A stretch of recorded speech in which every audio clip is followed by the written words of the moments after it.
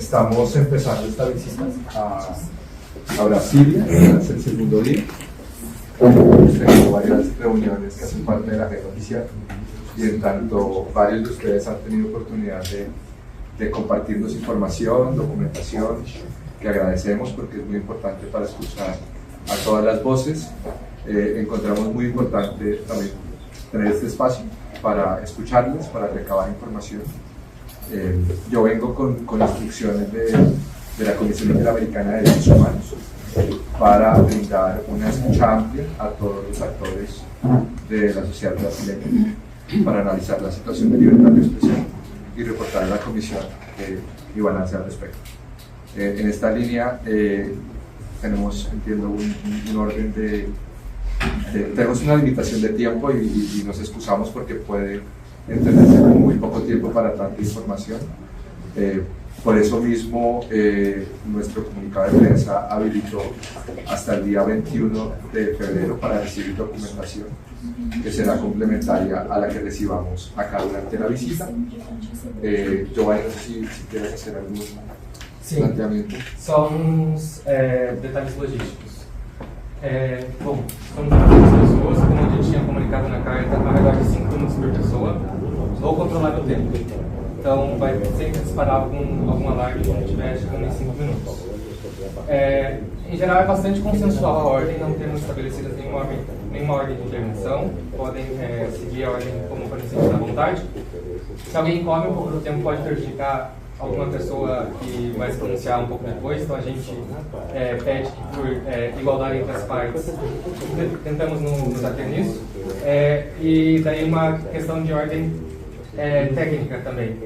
Foto ok, claro que estão presentes aqui, podem se comunicar depois sobre as suas intervenções. Gravar, a gente pede que não, pela preservação da confidencialidade da própria reunião e da segurança de todas as pessoas que estão presentes aqui. Isso acontece com todos os espaços, com todas as pessoas, é um protocolo padrão da comissão em visitas em loco. Perdão, sobre esse ponto. Não há em nenhum ponto, no momento em que a vítima precisa da transparência, essa determinação de que a reunião seja sigilosa. Nós já passamos por isso em Washington e não gostaríamos aqui que houvesse a censura por parte da comissão, justamente ouvindo as vítimas de censura.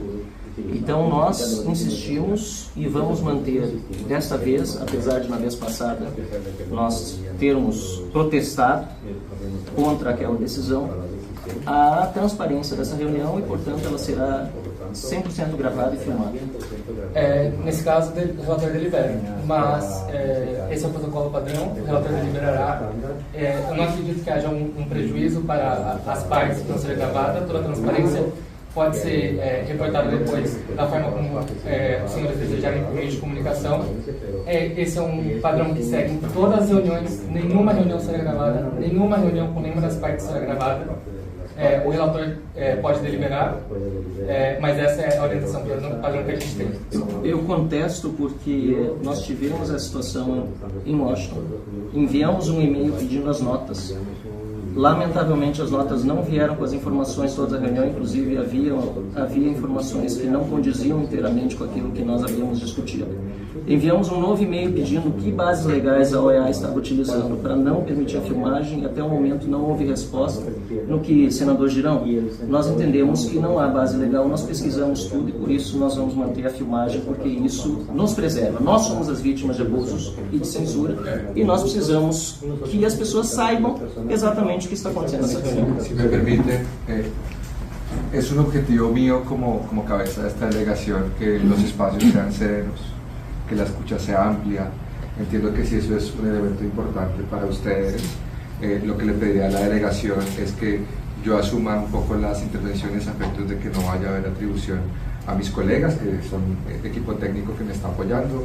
Es importante que nos indiquen, digamos, toda la información que quieren que llevemos. Eso creo que es el objetivo principal que tenemos acá y a efectos, digamos, de poder aprovechar el tiempo, yo les animaría a que empezáramos, a que nos provean de la información y pues de parte de nuestra delegación yo estoy a cargo un poco de las intervenciones para asumir la responsabilidad. Ok, muchas gracias.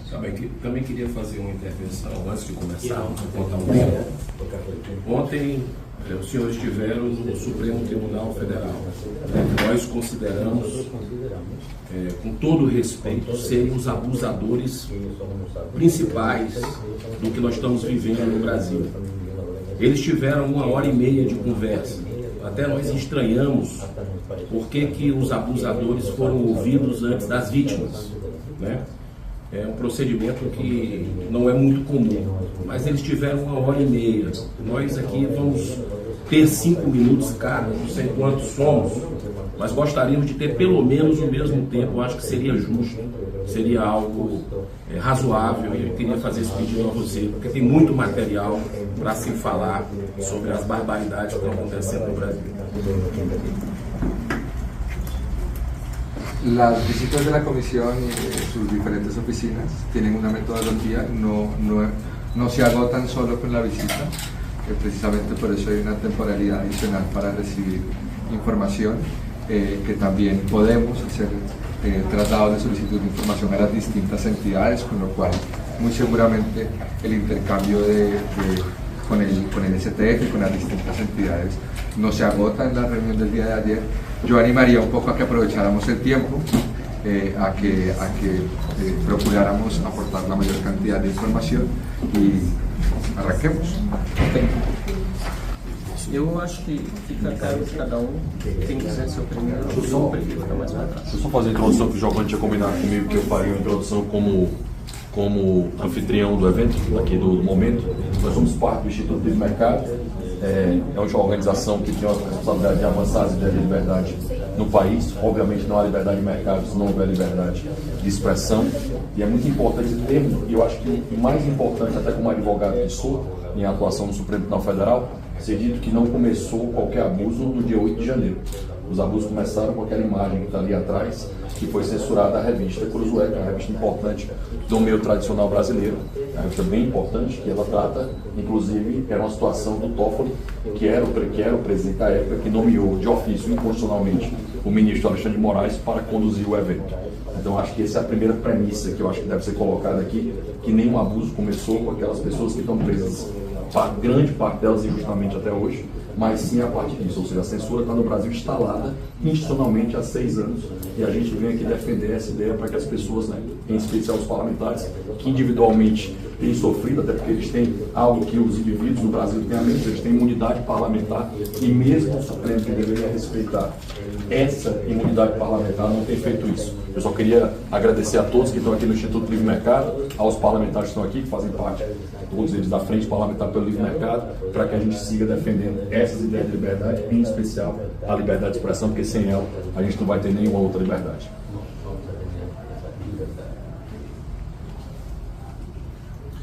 Claro, acho que pode começar assim. Good afternoon. I was going to speak in English, but I think for the better understanding for everybody also who's going to follow this meeting, maybe Portuguese would be better, so I think we could use the translation. Em primeiro lugar, então, que bom que a OEA está fazendo a visita hoje ao Brasil. Mas é preciso recordar os motivos que levaram essa visita a acontecer. Nós tínhamos uma audiência pública que seria realizada em novembro do ano passado. Ela foi cancelada e depois, exatamente, postergada, pelo que nós entendemos, porque na informação oficial que nós recebemos não se falava em cancelamento, para que houvesse essa visita para o Brasil a convite do governo brasileiro. Eu quero lembrar a todos que naquela ocasião nós mostramos a nossa irresignação, nossa inconformidade, porque a parte abusadora havia convidado para uma visita, sendo que nós, por várias vezes, tínhamos já ido à OEA, não apenas parlamentares, como advogados e pessoas que sofreram ou sofrem de abuso de autoridade de censura, e até aquele momento nunca havia sido externada pela OEA a possibilidade de uma visita ao Brasil.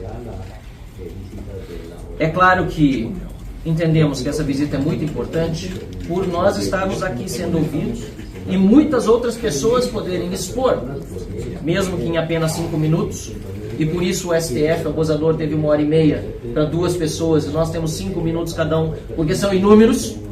Não dá para botar todo mundo em 1h30, mas ainda assim discordamos que o STF tenha sido ouvido primeiro. Acho que não foi correto. Mas nós precisamos também aqui asseverar que até o momento, pelo menos na minha opinião, a OEA é parte do problema e não da solução. Nós estamos denunciando esses abusos há anos. E diferentemente do que ocorre em outros países, em que quando os violadores são de um determinado campo político e as vítimas de outro, que não de direito, a posição normalmente da OEA é muito mais rápida, nós temos farta documentação para passar. E nós vamos acrescentar a essa manifestação. No caso brasileiro, porém, a OEA não se manifestou oficialmente, pelo menos desde 2019, quando aconteceu essa matéria na revista Cruzoé, que foi definitivamente censurada, aliás, foi inicialmente censurada, mas depois, em virtude da reação da mídia, acabou não sendo mais, mas tantos outros foram censurados a posteriori. É importante até para botar os fatos em perspectiva, que lamentavelmente, pelo menos pelo que se acompanhou dos press releases, e foi pena que a reunião com o STF não tivesse a transparência que essa aqui está tendo, que é mentira que apenas 120 pessoas tenham sido censuradas, como teriam dito os ministros do Supremo Tribunal Federal nos últimos anos. Só no ano passado o X disse que derrubou mais de 200 contas. E se acrescentarmos todos aqueles que hoje sofrem processos judiciais ilegais, inconstitucionais, abuso de autoridade, que sequer estão denunciados, mas não podem usar as redes sociais, nós estamos falando de milhares de pessoas hoje censuradas no Brasil. Para não falar do efeito que isso gera de autocensura no restante da população, que se vê amedrontada para se manifestar, seja em redes sociais, seja pessoalmente, contra um governo que está aliado com, nesse momento, a corte para perseguir opositores. E assim entro nos meus 2 casos concretos. Eu sou um opositor do governo Lula já de muito tempo, aliás, do PT, há muito mais tempo antes mesmo de Lula chegar na primeira vez à presidência da República em 2002. Eu fui censurado no X, e a ADF, que está aqui conosco, representa a mim e ao Partido Novo no caso do bloqueio do X do Brasil, que foi um escândalo internacional. O Brasil ficou ao lado apenas de 6 países que hoje censuram a plataforma X. Depois disso, fui perseguido pelo governo Lula e continuo por uma manifestação feita em tribuna denunciando abuso de autoridade e ilegalidades cometidas durante um processo envolvendo Felipe Martins. Protocolei uma medida cautelar na OEA, primeiro sobre o caso X, ela me foi negada, e no dia 18 de novembro protocolei sobre o caso da perseguição que ora sofro, policial, do Estado Policial de Lula e judicial do STF. E até o momento também, nesse caso pelo menos, não tenho resposta da OEA quanto à medida cautelar. Eu sou uma vítima de perseguição do Estado brasileiro representado pelo governo Lula e pelo Supremo Tribunal Federal. Mas até o momento, apesar de uma medida cautelar ter sido protocolada no dia 18 de novembro, e já se vão mais de 2 meses, ainda não obtive retorno da Organização dos Estados Americanos. Eu quero concluir com perguntas ao relator, muito brevemente. Gostaria de saber se Felipe Martins, que originou, aliás, o processo que é feito contra mim por eu ter defendido, não a ele, mas o devido processo na condução do seu caso, se ele será ouvido pela comissão nesses dias que está aqui.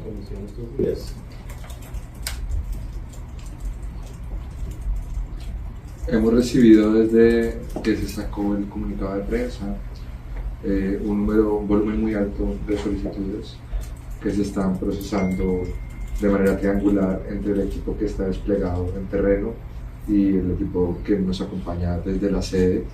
No me atrevería en este momento, mucho menos a confirmar o a descartar. Lo que puedo comprometerme es que una vez finalizada esta reunión procederé a revisar. Hemos recibido un número inmanejable en las horas de tiempo y precisamente esperaria Eu solicitaria ao senhor relator, pedindo apoio dos demais parlamentares aqui presentes, inclusive do deputado Lucas Redecker, que está aqui, que é presidente da Comissão de Relações Exteriores, que Felipe Martins fosse ouvido.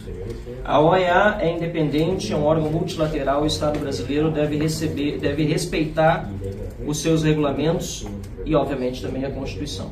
No caso de Felipe Martins, porém, ele está proibido de dar entrevistas. O próprio jornal Folha de São Paulo quis entrevistá-lo e foi proibido. E na Comissão de Relações Exteriores, o deputado Lucas Redecker encaminhou um ofício ao Supremo Tribunal Federal, depois de aprovado o requerimento de audiência pública de minha autoria, para que Felipe Martins pudesse ser ouvido, e o ministro do Supremo Tribunal Federal, Alexandre de Moraes, negou que ele estivesse presencialmente ou mesmo virtualmente conosco. Eu queria, portanto, concluindo, dizendo que esse caso é fundamental porque ele inclui, inclusive, a fraude do registro de entrada de Felipe Martins nos Estados Unidos, feito por um funcionário do governo americano, no CBP de Orlando, possivelmente com conhecimento das autoridades brasileiras, unicamente para mantê-lo na prisão por 6 meses. Foi o que ele permaneceu preso e, por isso, ainda mais grave a violação. E houve rumores, e eu gostaria até de deixar isso externado, que talvez a comissão não fosse ouvi-lo, porque se saísse na mídia que ele seria ouvido, poderia dar problemas para o trabalho da comissão. Que bom que não é assim, porque se for assim, a própria comissão acaba se submetendo também a uma censura que hoje se aplica aos órgãos de imprensa brasileiros e aos abusos de autoridade do Supremo Tribunal Federal.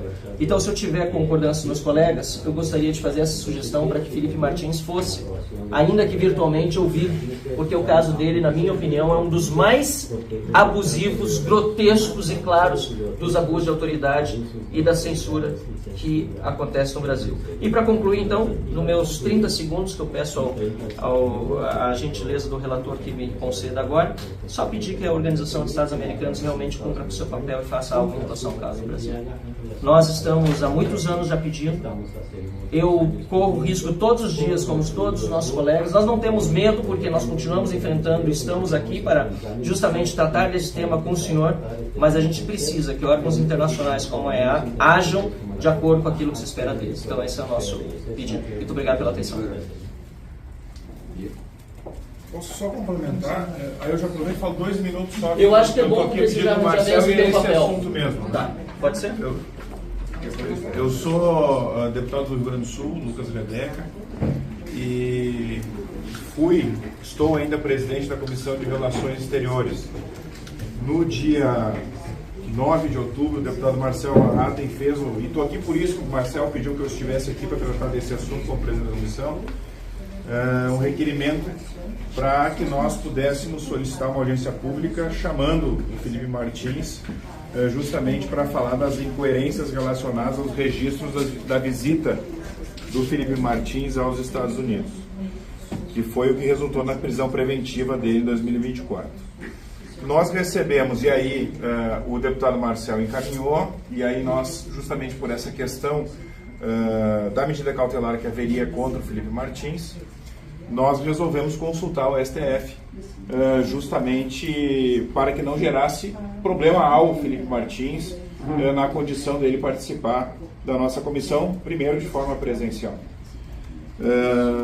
Recebemos um ofício do STF dizendo que, em virtude dessa cautelar que existia, e era uma decisão sigilosa, e da mesma forma nós não poderíamos divulgar o ofício recebido pelo STF na comissão, e eu não o fiz, evidente, como presidente da comissão, que nós não poderíamos ter a suposta relação com o Felipe Martins em virtude da cautelar que existia, medida cautelar contra ele judicial, ou seja, nós não tivemos a possibilidade de divulgação da negativa, e eu não fiz isso em virtude de ser presidente da comissão, e não tivemos em momento algum a condição de poder escutá-lo, inclusive via Zoom, né, que foi também uma possibilidade da escuta. Ou seja, então nós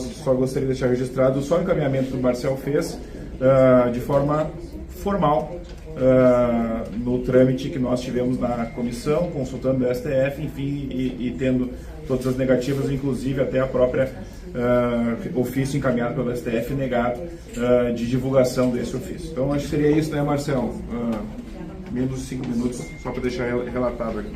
Excelente, Lucas, obrigado. Bom dia, sou Pedro Maca. Muito boa essa oportunidade de estarmos aqui recebendo o senhor. Eu fui uma das pessoas que foi até Washington para a reunião que estava marcada para o dia 13 de novembro.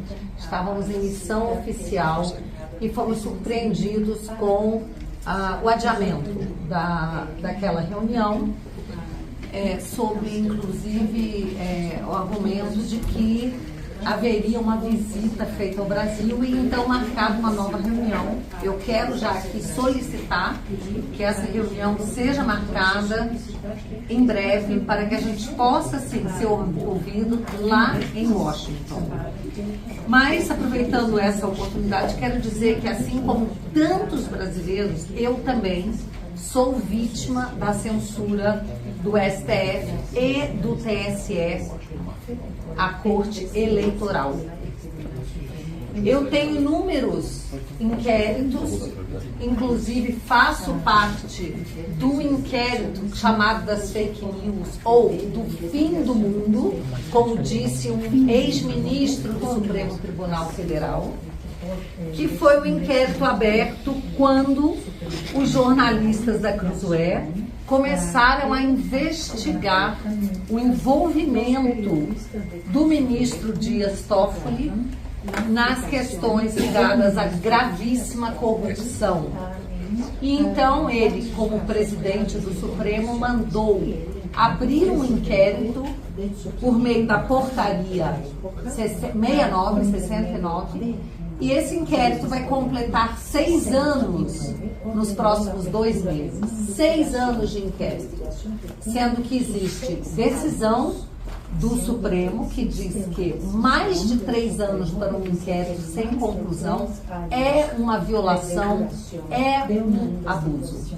Eu estou nesse inquérito por uma hashtag que eu usei no X, hashtag STF Vergonha Nacional, em razão, inclusive, do envolvimento de alguns ministros com pessoas corruptas e os maiores escândalos de corrupção do Brasil, e essas pessoas estavam sendo liberadas, pessoas condenadas sendo liberadas. Então, essa hashtag rodou o Brasil, hashtag STF, Vergonha Nacional. Eu, uma parlamentar, postei, usei essa hashtag e fui incluída nesse inquérito.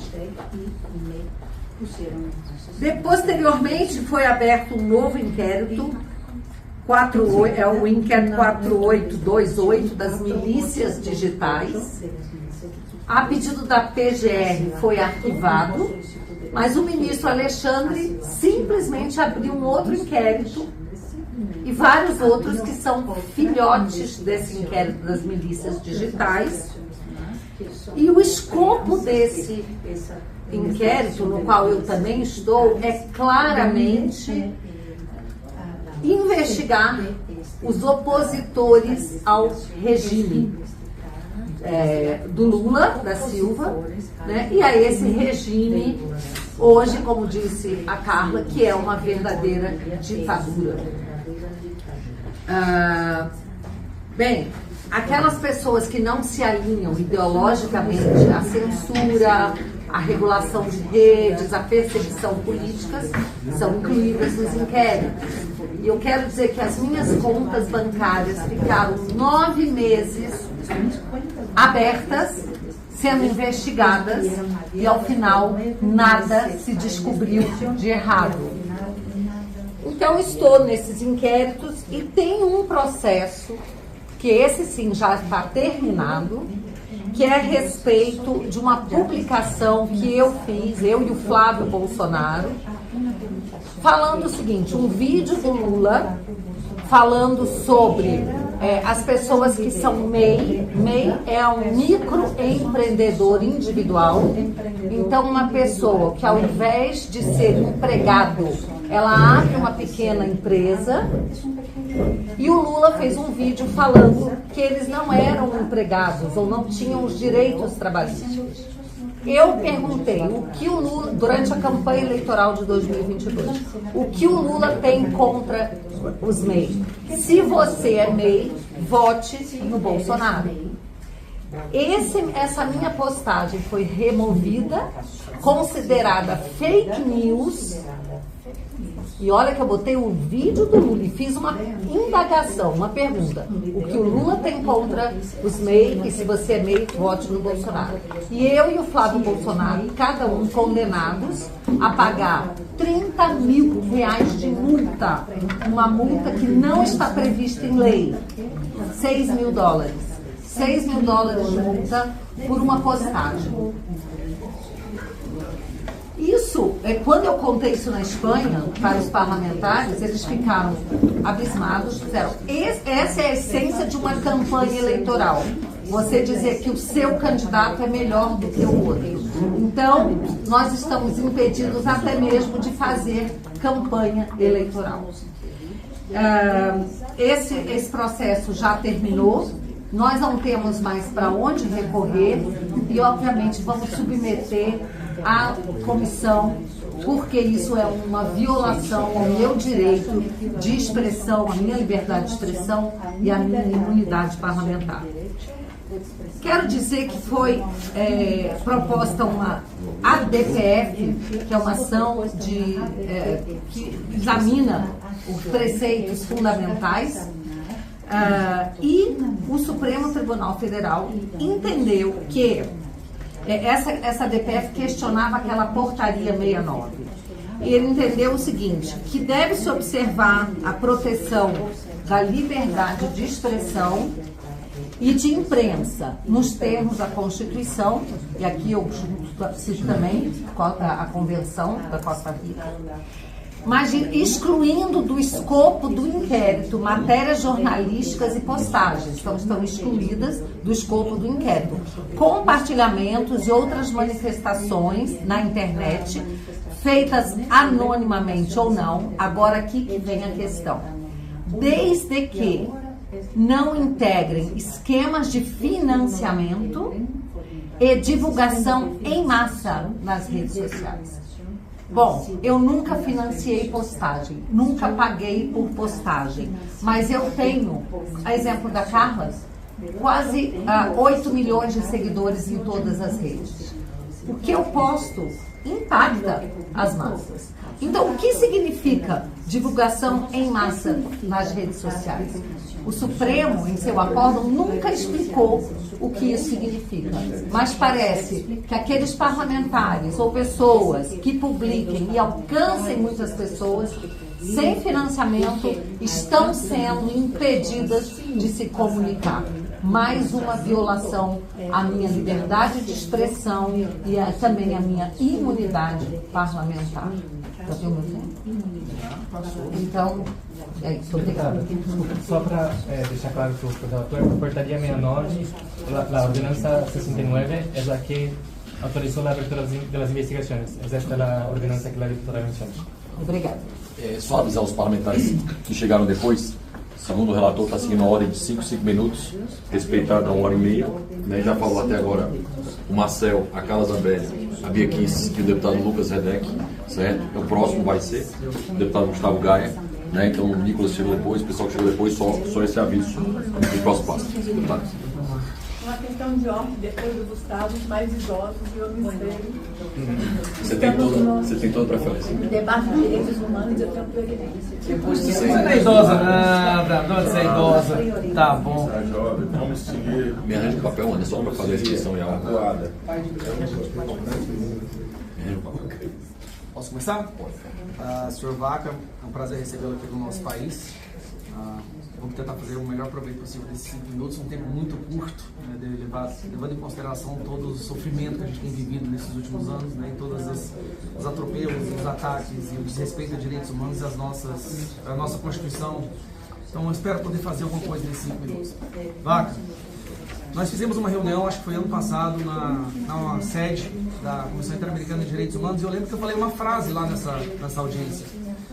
Eu disse que as pessoas que estão aqui, por estarem aqui, eu estava no seu escritório, lá na sua sede. Nós corremos os riscos agora, a partir de agora, de sermos perseguidos no Brasil por termos vindo aqui denunciar o que está acontecendo lá. O senhor lembra disso? Eu falei que nós que estamos aqui, a partir de agora, somos alvos da STF.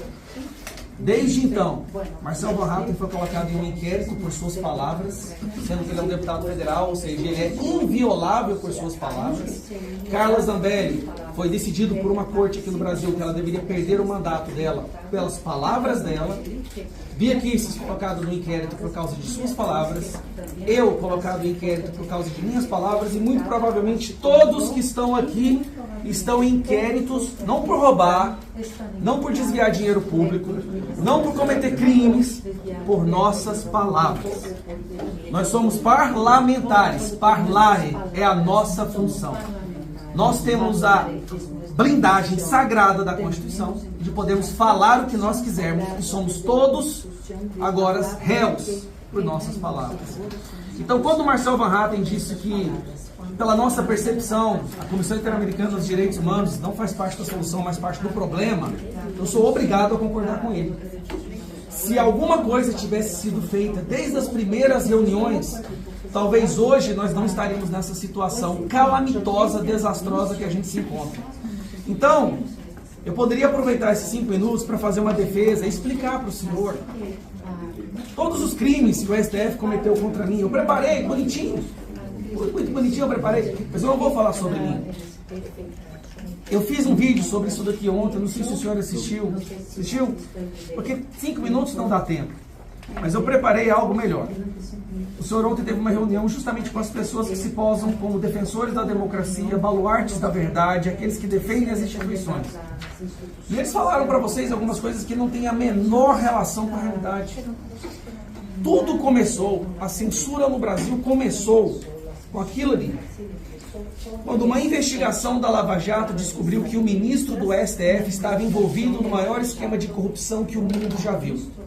E naquele momento, esse ministro, Dias Toffoli, que era presidente da Suprema Corte, decidiu censurar esse artigo dessa revista famosa, determinou que as revistas fossem recolhidas nas bancas de revistas e basicamente criminalizou qualquer um que falasse sobre isso. Em sequência, ele abriu um inquérito de ofício, que é ilegal no Brasil, entregou esse inquérito na mão do Alexandre de Moraes, o que também é ilegal, porque tem um sistema que faz uma distribuição aleatória, e o Alexandre de Moraes, há 6 anos, vem usado esse inquérito para destruir toda e qualquer pessoa que demonstre desaprovação com a Suprema Corte. Só por causa dos minutos aqui, Mário. E o Barroso e os ministros do STF interferem ativamente no Congresso. Quando nós tentamos e aprovamos uma lei para voto impresso, onde a lei da urna eletrônica, o voto seria impresso e cairia dentro de uma urna física, sem emanação, sem encostar nesse papel, o Barroso foi até o Congresso, chamou presidentes de partidos e falou com eles, dizendo: não é para passar essa lei. Eu proíbo. Se vocês passarem essa lei, vocês serão perseguidos. Isso saiu na imprensa, senhor Vaca. Saiu na imprensa. Contra voto impresso, Barroso busca cacique central em oposição. Alexandre de Moraes também foi lá, chamou os presidentes de partidos e falou: não é para aprovar essa lei. E ameaçou essas pessoas. E por isso nós não temos o voto impresso, que inclusive foi aprovado no Congresso. Bom, nesse dia que o Barroso, na comissão, nesse dia que o Barroso e o Alexandre de Moraes foram ao Congresso ameaçar políticos para que eles não votassem uma determinada lei, nesta reunião, senhor Vaca, nesta reunião, estava essa pessoa aqui, ó, Paulinho da Força. Essa pessoa estava sendo procurada pela Justiça Brasileira por um esquema de corrupção. Ele estava na reunião com Barroso e Alexandre de Moraes. Ele é o presidente de partido. Um corrupto que estava sendo procurado pela Justiça. Estava na reunião com 2 ministros da Suprema Corte, para impedir que o voto impresso fosse aprovado. Não encontram ele para uma citação, para uma intimação, mas encontram ele para impedir que o projeto seja aprovado na Câmara dos Deputados. Para concluir, eu estou chegando na minha conclusão, nós temos uma Suprema Corte que apenas no ano passado tomou 52 mil decisões. 52 mil decisões para 11 ministros. Isso dá 4.700 decisões por ministro no ano de 2024. Sr. Vaca, cada ministro da Suprema Corte do Brasil decidiu, ou seja, analisou, leu e decidiu 15 processos por dia. Como é possível uma pessoa, um juiz, ler, analisar, ponderar, elaborar, ouvir os dois lados e julgar 15 processos por dia? Isso não existe. A Suprema Corte Brasileira atribuiu para si todas as decisões do Judiciário brasileiro. Não só a censura. E aí que está a questão. Quem reclamar disso é censurado. Recentemente eu recebi a Polícia Federal na minha casa, às 6 horas da manhã, com armas em mão. Com armas em mão, apontando para o meu filho. 6 horas da manhã. Porque o Alexandre de Moraes queria pegar o meu celular e ver o que eu estava conversando com Elon Musk.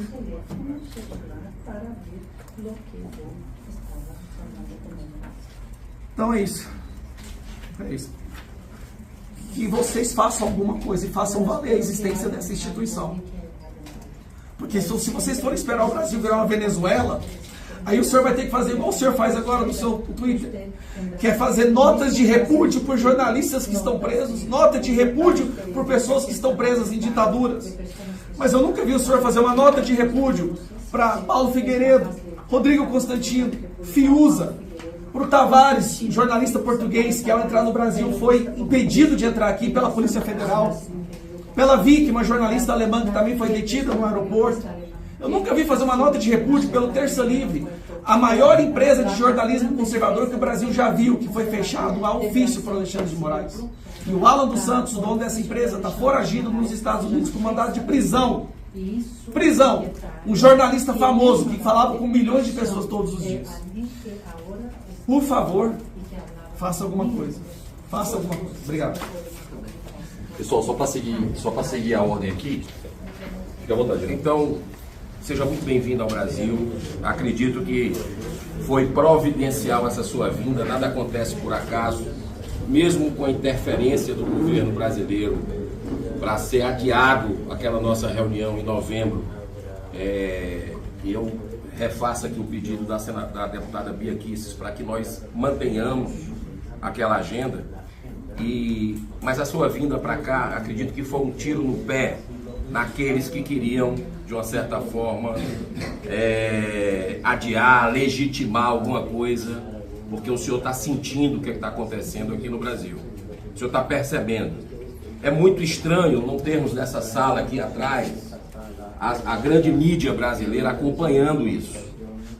É sintomático, porque nas redes sociais do Brasil, nós estamos no Trend Topics, esse assunto que nós estamos aqui conversando, liberdade de expressão, censura, Daniel Silveira, que é o primeiro preso político depois da redemocratização do Brasil, está no Trend Topics, nesse momento sendo comentado pela população brasileira. E isso demonstra, numa pesquisa recente desse instituto, que é o Instituto Paraná Pesquisas, muito conceituado no Brasil, muito renomado, que 61% dos brasileiros têm receio de serem punidos por falar ou escrever o que pensa nas redes sociais. Punidos pelos poderosos de plantão que mandam e desmandam hoje no Brasil. Então, tem muita dor envolvida no que está acontecendo aqui, e muitos brasileiros não confiam na OEA, na Comissão Interamericana de Direitos Humanos, justamente porque não é de hoje que a gente está denunciando. Como falou Marcel e outros colegas aqui, já faz muitos anos que nós temos ido lá denunciar o que está acontecendo aqui. Esperamos que seja diferente e pedimos para que façam o seu trabalho, e eu particularmente confio que vai ter um desfecho diferente com tudo o que o senhor vai ouvir aqui. Quero lhe presentear com a Constituição do Brasil. né, a nossa Constituição, que tem aqui claramente, no artigo 53, os deputados e senadores são invioláveis civil e penalmente por quaisquer de suas opiniões, palavras e votos. Tá aqui. Quaisquer. Isso foi deixado muito claro, quaisquer. No artigo 220, nós temos claro a manifestação do pensamento, a criação, a expressão e a informação, sob qualquer forma, processo ou veículo, não sofrerão qualquer restrição observado o dispositivo desta Constituição do Brasil, né? Então, eu quero lhe presentear porque não sei se o senhor recebeu do STF esse presente, mas ela está sendo violada dia sim, dia não, a partir da nossa Corte Suprema, infelizmente. É o que a gente vê no Brasil. Eles que deveriam ser os primeiros a resguardar essa Constituição brasileira. E eu digo para o senhor que em pleno século XXI nós temos milhares de presos políticos no Brasil hoje. Seus advogados sem acesso aos autos, eles sem direito à defesa, ao contraditório, no início até a PGR sem participar. Nós temos um preso político que era fundamental, eu peço autorização aqui dos colegas, se eles concordarem. Eu sei que o advogado dele vai ser ouvido, pelo que eu vi na imprensa, pelo senhor, mas o Daniel Silveira precisa ser ouvido pela Comissão Interamericana de Direitos Humanos, porque ele era um deputado federal, tá certo? Que por suas palavras foi punido, preso, né? O processo de forma arbitrária, teve um perdão presidencial, algo que é respeitado no mundo inteiro. Esse perdão presidencial, essa graça foi desrespeitada pela Suprema Corte.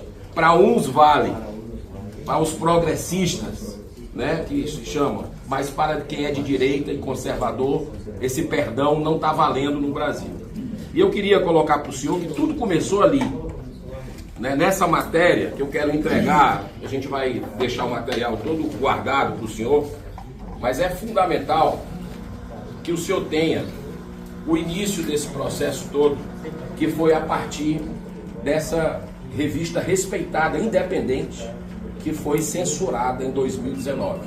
Muitos de nós estávamos entrando no Congresso Brasileiro e aí começou o caos institucional, a insegurança jurídica que vem acontecendo no Brasil muito antes de 8 de janeiro.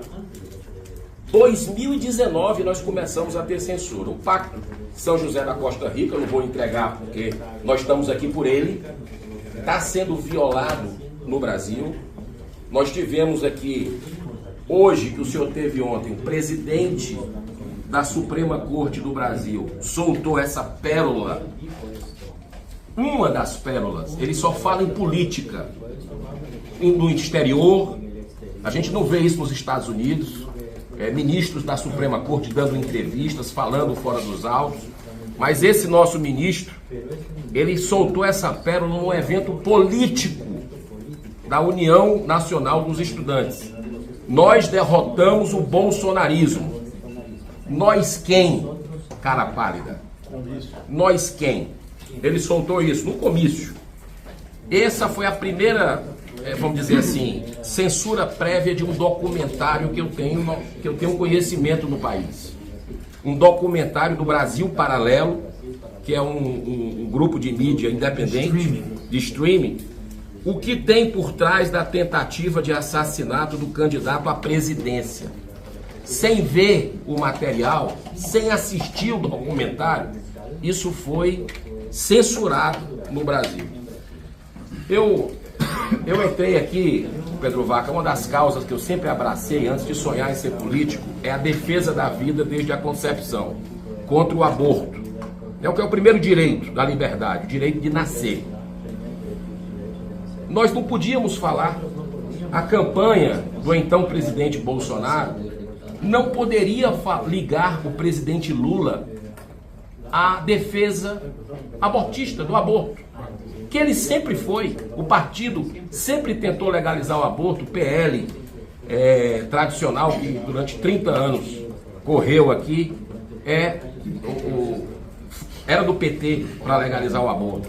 Não poderíamos relacionar o Lula a ditadores da Nicarágua, né, Daniel Ortega, da Venezuela, Maduro. Ele não poderia, a gente não poderia fazer isso.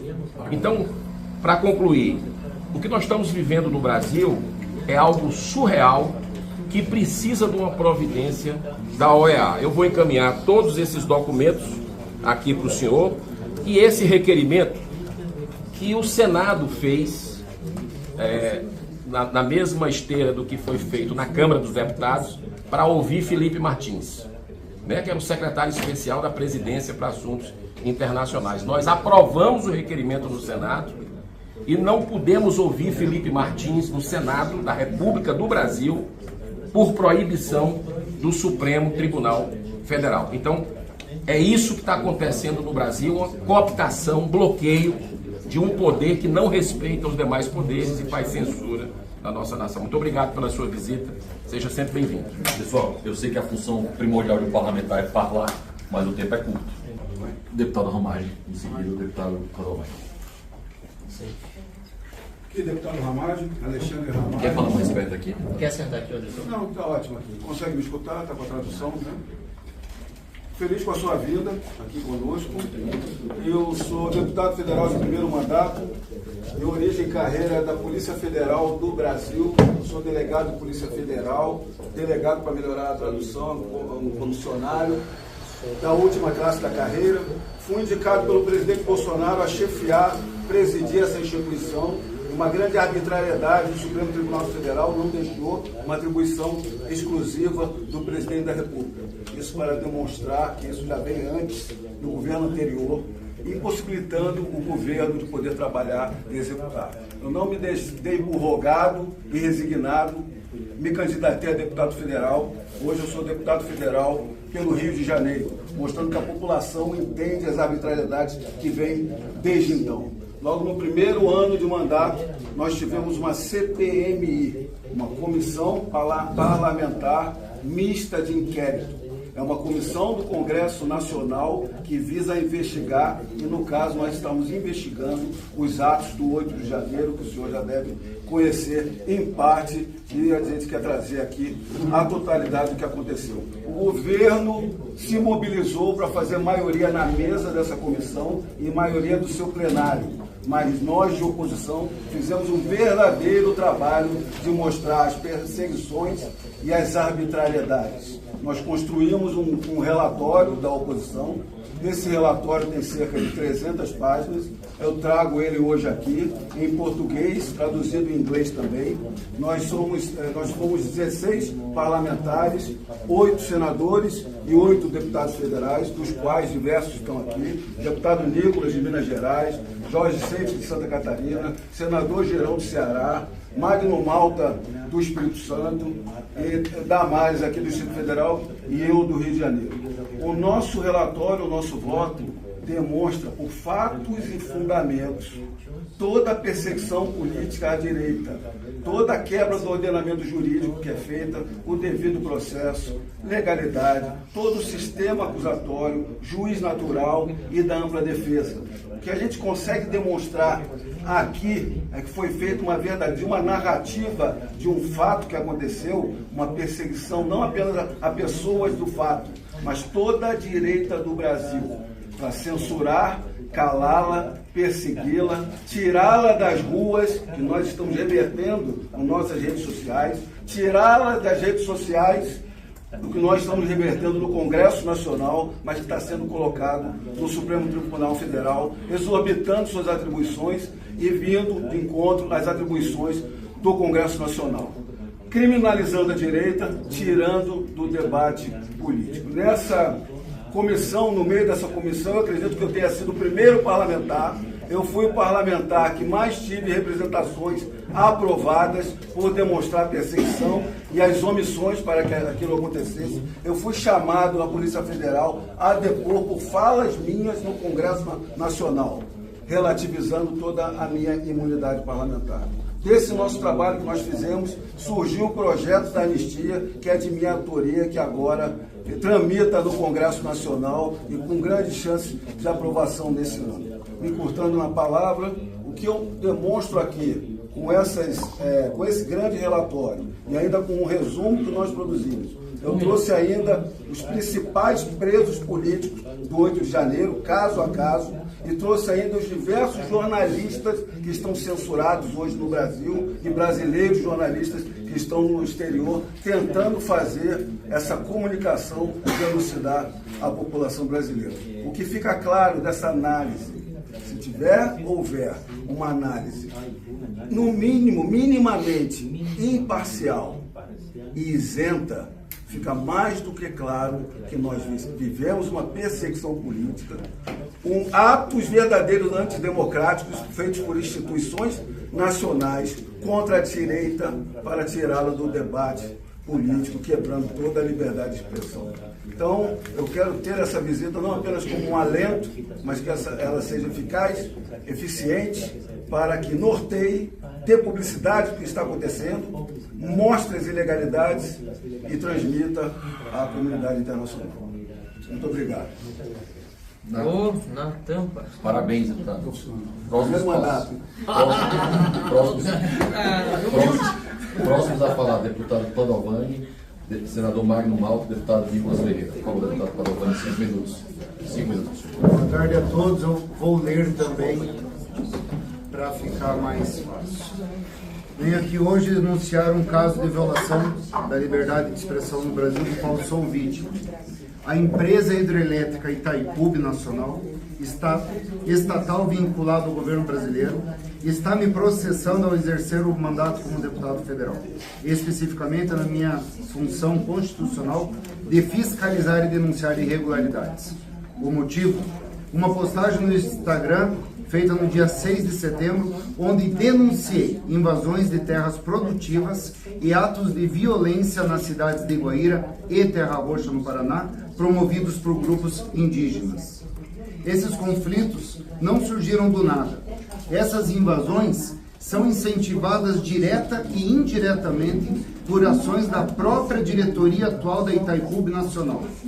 Essa diretoria tem oferecido apoio jurídico, institucional e financeiro a ONGs que estimulam essas ocupações, colocando em risco a soberania nacional da região de fronteira, gerando violência, dificultando o combate ao contrabando, o combate ao tráfico de drogas, além de desrespeitar o direito de propriedade privada no Brasil. A linha política da atual gestão, que iniciou em 2023, com o viés de apoiar políticas pró-indigenistas, contratando militantes de esquerda para agirem exclusivamente para agitar as comunidades indígenas e destinando milhões de reais a ONGs com finalidades suspeitas, por meio de convênios sem prestar contas a nenhum órgão de controle. Juridicamente, a empresa peticionou nos processos de primeira instância junto à Justiça Federal de Umuarama, que determinou as reintegrações de posse aos agricultores, para que essas reintegrações não ocorressem, alegando que a estatal tinha interesse em comprar áreas para criar uma nova reserva indígena. Uma coisa é certa, essa situação alarmante em que vivem os produtores rurais da região oeste do Paraná, a solução para as invasões não passa pela compra de terras por parte de Itaipu, mas sim pela garantia da execução das leis vigentes no país. Com sua intromissão no processo, do qual não era parte, a estatal criou uma narrativa na vara de conciliação agrária que dificultou a resolução do problema. Diante disso, eu, como presidente da subcomissão de Itaipu, NBPAR, e na Câmara dos Deputados, cumpri meu papel e fiz a denúncia publicamente. A reação da empresa foi imediata. Entrou com um processo na 2ª Vara Federal de Foz do Iguaçu, processando-me por danos morais e desconsiderando que a democracia representa-se e se baseia pela liberdade de expressão, exigindo multa altíssima. O juízo determinou em caráter liminar que o vídeo fosse removido das redes sociais e que eu publicasse um direito de resposta para a empresa, ou seja, censura disfarçada de decisão judicial. O objetivo é claro: intimidar, constranger e tentar calar um representante dos agricultores. Aqui está o ponto mais alarmante. A própria Itaipu declarou nos autos do processo que não aceita críticas às suas políticas. Isso não é apenas um ataque a mim, é um ataque à democracia. O artigo 53 da Constituição assegura a imunidade parlamentar, garantindo que deputados e senadores possam expressar sem medo de retaliação. E assim, uma estatal brasileira tenta usar o judiciário para restringir esse direito fundamental. O que está em jogo aqui não é apenas um processo jurídico, mas sim o uso de assédio judicial como ferramenta de censura. Ao me processar, Itaipu processou todo o parlamento. Ao tentar me silenciar, se silenciou centenas de agricultores que ficaram sem voz. Ao buscar minha condenação, querem fragilizar o direito de propriedade e a segurança jurídica brasileira. Claramente, a atual diretoria da estatal, com um viés puramente ideológico e uma agenda progressista, tem criado conflitos jogando indígenas contra agricultores e agricultores contra indígenas, prejudicando a vida das pessoas dos municípios ou comércio local, criando verdadeiro pânico e um caos social. Por isso, faço essa denúncia. O Brasil não pode aceitar esse tipo de prática. Quem ocupa cargos públicos ou administra recursos estatais devem prestar contas à sociedade. Obrigado. Parabéns. Antes de passar a palavra para o senador Magno Malta, só faltou um artigo ser citado, que é o artigo 220, parágrafo 2º, que diz que é vedado toda e qualquer censura de natureza política e ideológica artística. Todo mundo passou por ele, mas ninguém citou ele, então eu falei que a gente citar. Senador Magno Malta, palavra do senhor. 5 minutos para o senhor falar. Pode vir, vem para cá. Você quer sentar aqui ou aqui? Senador, senta aqui no meu lugar, fica melhor, se não ficar sentado de lado, eu sento aqui. Você controla o tempo.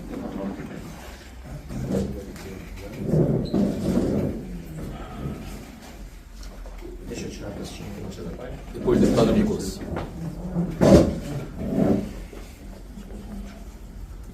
Bem, eu gostaria de agradecer o fato de vocês terem vindo e já fazendo o registro de que a população brasileira não acredita na vida de vocês.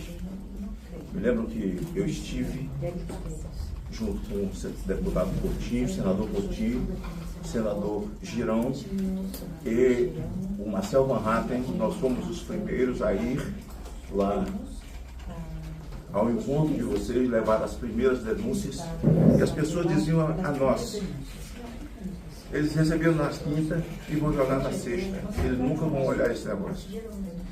E há quem diga que a vida de vocês tem a ver com o advento de Donald Trump. Nós estamos aqui para falar a verdade. Se vocês tivessem vindo nos ouvir primeiro, antes de ir ao Supremo, tudo que vocês ouvissem lá, eu vou dizer: olha, é mentira o que eles estão dizendo aqui. Esse rapaz aqui, a empresa que o acusou e que fez uma delação e depois fez um acordo de leniência para devolver o dinheiro roubado, assumindo isso, teve esse dinheiro devolvido agora pela via do escritório da esposa dele. Porque os ministros do Supremo, aliás, diferente dos outros, eu quero ser filmado, quero ser gravado. Porque a Suprema Corte, lá onde vocês estiveram, eu sabatinei todos eles. Eu tenho 3 mandatos de senadores. Exceto o Nunes e o André Mendonça, mas por quem militei muito, mesmo fora do mandato, porque o presidente Jair Bolsonaro a ser esfaqueado em 2018 por Adélio Bispo. Aliás, quero que os senhores registrem que Adélio Bispo é a pessoa mais importante do Brasil. É o mais glamourizado, é o mais amado, é o mais guardado. Ninguém pode quebrar sigilo de telefone dele, ele é protegido pelas autoridades, ele tem advogados muito fortes, muito famosos dessa tal grupo como é que é o nome? Prerrogativas. E esse Adélio Bispo que esfaqueou Jair Bolsonaro, que até hoje, esse que não é um lobo solitário. Vejam que nós estamos vivendo. O presidente da Suprema Corte, chamado ministro Barroso, o Alexandre de Moraes, ele é relator de um inquérito que começou com esse rapaz aqui. E esse inquérito começou com base no regimento interno do Supremo Tribunal Federal, que é para tratar de questões internas e não de questões externas. Olha só a inversão disso. E aí virou um estômago de elefante, onde eles jogam tudo ali dentro. O ordenamento jurídico do Brasil, nós estamos vivendo na época da internet, nós estamos vivendo na época cibernética. O nosso ordenamento jurídico está nas nuvens. Essa Constituição que você recebeu, deixa eu dar um beijo nela, porque é uma afinada. Tchau, está morta. Ninguém a respeita. Ali cada um faz o seu próprio papel. Aqui está esse homem, que eu quero lhe dar a foto dele. Chama Clezão. Ele foi morto nas vísceras, senhor. Nas vísceras do Estado. Aqui está ele saindo de maca de dentro do Senado.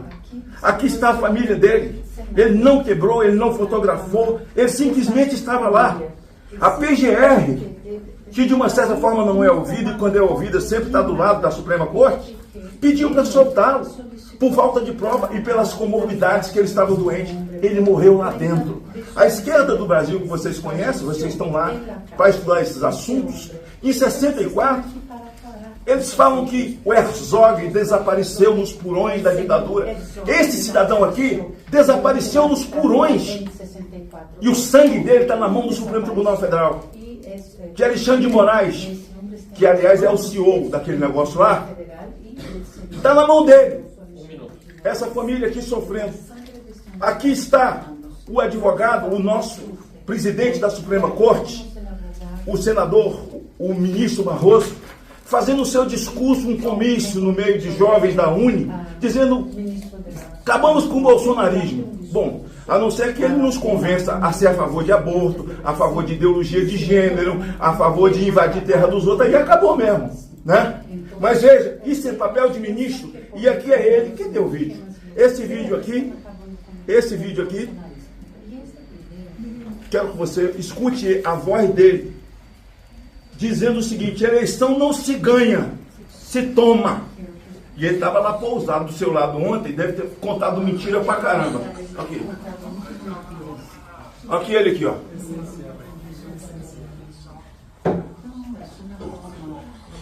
Se toma. Em seguida pergunta, ó. Não tá gravando não, né? Tá postando não, né? Esse é aquele santinho que estava sentado com você lá, que tá nas fotos nos jornais hoje. Viu? Agora tem um outro aqui. Posso tirar esse aqui? Olha aqui. Vou dar um minuto aqui, aqui. ele sempre aqui. Deve ter sobrou um minuto de alguém aí, eu peguei e guardei. Tá garantido aqui, pode deixar.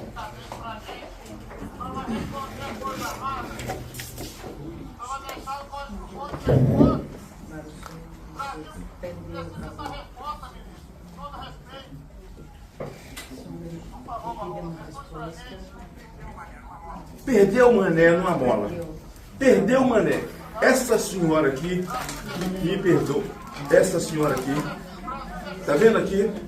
Eu sou um dos senadores que mais vivi dentro da colmeia, que é a penitenciária feminina aqui. E a Papuda, que é a penitenciária de adultos. Eu sou o senador que mais estive lá, que mais convivi. Tá vendo essa senhora aqui com as filhas aqui? Isso aqui é roupa de presidiária. Ela aqui escreveu com um batom, aqui nessa estátua, perdeu o mané. Ela eternizou uma frase dele. Sabe quantos anos ela tomou, doutor? 17 anos de cadeia. 17 anos. Porque escreveu a frase dele. O povo do Brasil estava vivendo uma catarse. Ali não tinha um canhão, ali não tinha um apoio de nada, de nenhum outro país. Jair Bolsonaro já não estava mais aqui. Se quebrou um vidro, se algum vândalo fez alguma coisa, agora diga ao senhor, o general G. Dias, que é o GSI do presidente da República, as imagens apareceram dele lá dentro, com algumas pessoas, ele dando água, servindo as pessoas, que supostamente eram vândalos desse dia. Eu garanto ao senhor, com a pureza da minha alma, eu procurei essas pessoas no presídio. Eu os visitava 2, 3 vezes por semana. E eles não estavam lá, naquela montagem. Então eu espero que os senhores, desprovidos de qualquer paixão, sejam os senhores socialistas ou não, progressistas ou não, como diz o povo brasileiro, que vocês analisem isso com o sentimento de um país que está pagando um preço de uma Suprema Corte de um país que vive um consórcio de uma ditadura do proletariado, um consórcio que envolve o Supremo Tribunal Federal, um consórcio que envolve, infelizmente, o presidente dos poderes das duas casas. Então, em nome dessa gente, é que vocês precisam entender que o Brasil já vive uma ditadura. Encerro um debate cabuloso aqui do Tagliaferro, que é um cidadão, assessor de Alexandre de Moraes, um perito, certo? Conversando com outro perito contra a revista Oeste, uma revista de direita aqui. Mas o ministro queria pegá-los. E ele diz, olha, não achamos nada. Tudo que eles estão falando é sobre jornalismo. Não tem crime aqui. Aí o outro diz, cria, inventa, busque a sua criatividade, porque o ministro precisa punir. Olha, que país nós estamos vivendo? Se o senhor visse o discurso, o presidente da Suprema Corte do Brasil está aqui, ó. Ele foi o advogado de César de Batista. O senhor trabalha num lugar onde o senhor sabe quem é esse terrorista que está preso de prisão perpétua por ter queimado crianças inocentes e famílias. Sabe quem advogou para ele? O presidente da Suprema Corte do Brasil hoje, que fala em liberdade e democracia, prende inocentes e, olha aqui, todos esses que estão aqui são deputados de esquerda. Sou deputado de esquerda. É muita coisa para 5 minutos, mas eu espero que eu tenha cumprido o meu papel. Não tenho problema nenhum. E quero dizer uma coisa a vocês. Tenham cuidado de criar uma comissão, pedir para assistir detalhadamente a sabatina de cada um dos ministros que aí estão. E vocês verão que eles não passam de um estelionato. Só passar a palavra para o deputado Nicolas Ferreira, que está encerrando aqui os trabalhos, pessoal, que já me deu até o horário para isso, e só falar que os deputados e senadores não conseguem ter acesso a isso. Aí vocês têm que combinar o tempo, o Jorge e o Nicolas, para conseguir falar. Tá, para isso. Então, os deputados e senadores hoje não têm acesso aos preços na prisão aqui das mulheres como os homens. Vaca, boa tarde. Serei breve em minhas palavras. Meus caros amigos aqui já descreveram diversas experiências e perseguições que são factuais, você consegue ver pela verdade e atestada por eles. Quero contar aqui também um pouco da minha experiência. Eu sou deputado federal por Minas Gerais e depois das eleições de 2022, dia 4/11/2022, o Twitter meu foi removido por ordem do ministro Alexandre de Moraes. Não tenho acesso até hoje à petição, tenho o número aqui, posso passar o documento para vocês posteriormente. E depois no outro dia, tanto também o meu Instagram quanto o Facebook também foram derrubadas e não tenho absolutamente nenhum acesso até hoje, ou seja, não sei o motivo da derrubada dos meus perfis. Somente um mês depois, esses perfis, o perfil do Twitter foi reativado, o Facebook e o Instagram ainda não, e por conta não de uma medida, digamos, democrática e jurídica, mas por conta de uma influência política do ex-presidente da Câmara, Arthur Lira. Enfim, nessa época eu fui eleito o deputado federal mais votado do Brasil e ficaria muito feio, no mínimo, eu tomar posse com todas as minhas redes sociais sendo derrubadas aqui no nosso país. Depois, ao longo do tempo, temos aqui algumas petições, posso também passar o número depois, de alguns processos que eu tomei enquanto deputado federal. O primeiro deles, requisitado pelo ministro da Justiça, após a representação do presidente da República, Lula, me acusando de injúria por ter chamado o presidente Lula de ladrão durante a cúpula transatlântica da ONU em novembro de 2023. Esse processo, obviamente, representa uma clara violação da imunidade parlamentar que já foi descrita aqui. O segundo processo, o inquérito 4962, diz a respeito de uma alegação que eu rotulei o presidente da República como bandido. E uma crítica que eu fiz em uma publicação no Twitter, e novamente fui alvo de um inquérito criminal por conta de um post meu em uma rede social. O terceiro foi também uma notícia-crime apresentada contra mim sobre acusações de transfobia e violência política de gênero numa fala minha em plenário em 8 de março de 2023. Mais uma vez também ferindo a nossa Constituição Federal. E os últimos outros dois processos aconteceu durante as eleições de 2022, que muito se discutiu e questionou a respeito da segurança das urnas eletrônicas. Isso pode, obviamente, ser discutido e questionado, mas algo que é inegável para qualquer pessoa aqui no Brasil é a condução parcial do ministro Alexandre de Moraes, enquanto presidente do Tribunal Superior Eleitoral, na condução da eleição. O presidente Bolsonaro, por exemplo, ele não podia fazer lives na sua própria casa, ele não pôde usar as imagens do 7 de setembro, que é o dia da nossa independência, na sua propaganda. Enquanto isso, o outro lado, para poder mostrar a assimetria, o outro lado do PT dizia que o Bolsonaro era canibal, ele era pedófilo, que ele iria acabar com o 13º e com as férias. Isso em propaganda eleitoral gratuita na televisão para todo o Brasil ver. Nesse período, eu tomei 2 multas, cada uma de R$30 mil, uma por ter divulgado uma manchete de um jornalista chamado Reinaldo de Azevedo, que até pouco tempo chamava o PT de ladrão, enfim, fazia críticas, e que agora mudou de lado, mas eu peguei essa notícia anterior dele e simplesmente divulguei e li a notícia dele, R$30 mil vindo do ministro Alexandre de Moraes. E a segunda representação também, processo de mais R$30 mil, foi um vídeo onde eu fazia praticamente uma opinião minha a respeito do que era o governo do PT do futuro, que eles tinham fazer o L, né, o L de Lula. Esse vídeo, na época, já tinha alcançado 40 milhões de visualizações somente no meu Instagram. Então, aqui basicamente é só alguns, né, contando uma experiência do que também nos afeta, e os últimos, de fato, 3 pontos. Primeiro, o senhor esteve com o Barroso e o Alexandre de Moraes, que disseram a respeito da suposta tentativa de assassinato que eles sofreram. Só existe uma pessoa nesse Brasil que de fato sofreu uma tentativa de assassinato, que é Jair Bolsonaro, e que inclusive é um ex-filiado do PSOL. Tem que deixar isso bastante claro. Segundo ponto é que eu gostaria que essa reunião tivesse sido anterior a deles. Eu gostaria que você tivesse feito uma pergunta para o ministro Alexandre de Moraes no seguinte sentido: ministro Benedito, quando foi anunciada a vitória do presidente Lula no Tribunal Superior Eleitoral, ele vai até o ministro Alexandre de Moraes e diz: missão dada é missão cumprida. Eu gostaria muito que alguém, pode ser até o mesmo próprio Benedito, ou o próprio ministro Alexandre de Moraes, ele dê a resposta do que isso significa.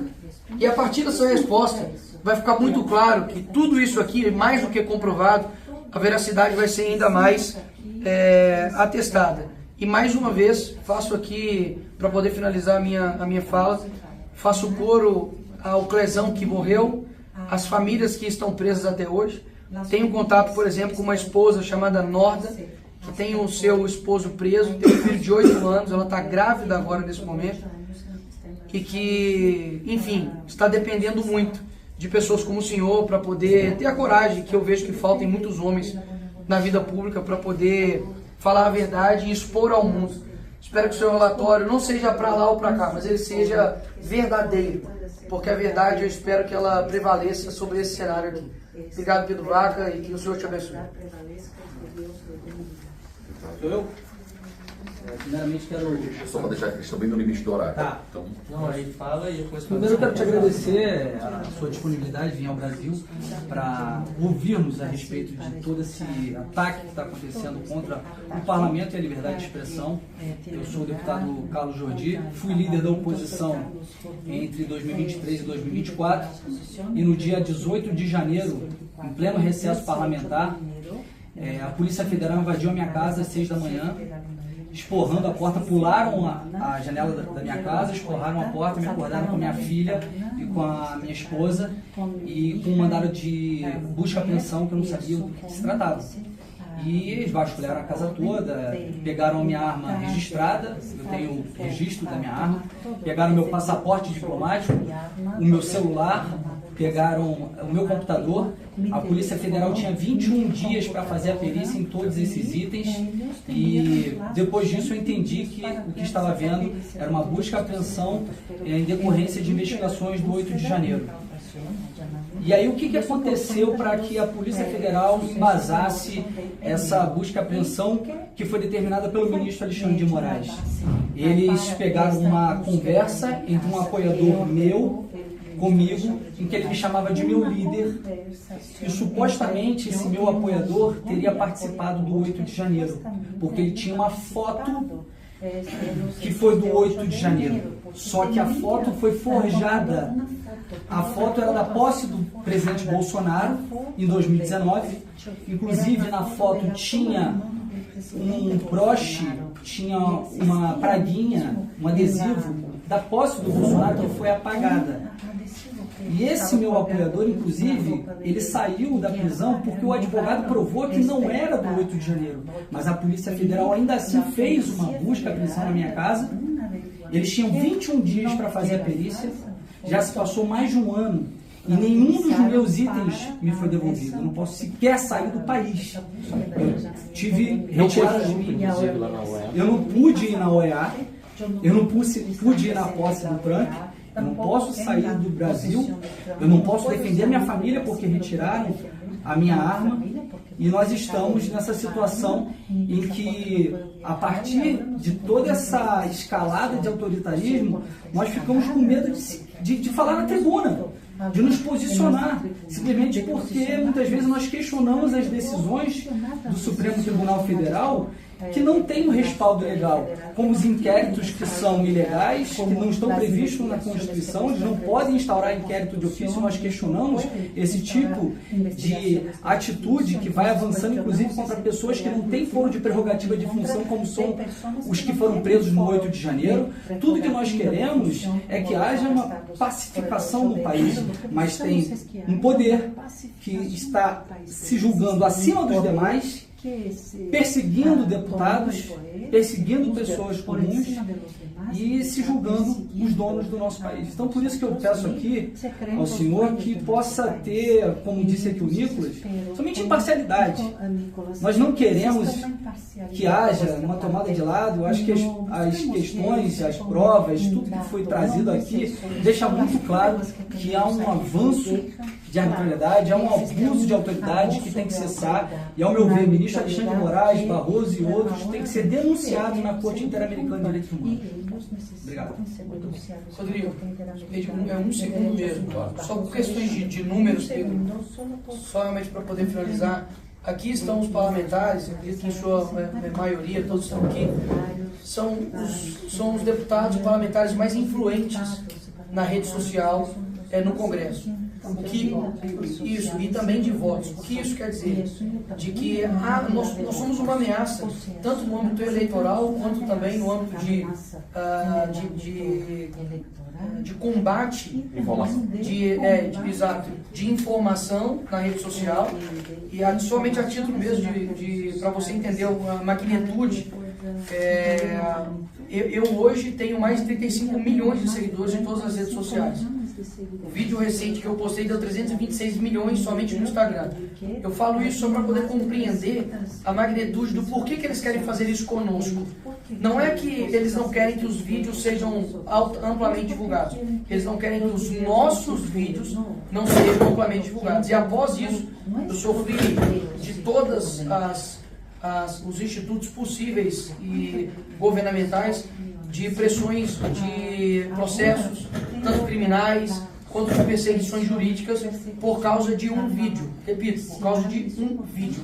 Um vídeo que fez com que o governo recuasse uma decisão a respeito de uma fiscalização de contas aqui no nosso país. Então, só para deixar claro que não é que nós estamos defendendo a nossa liberdade na internet, nós estamos defendendo a liberdade de todos, mas sempre a perseguição parte somente de um lado.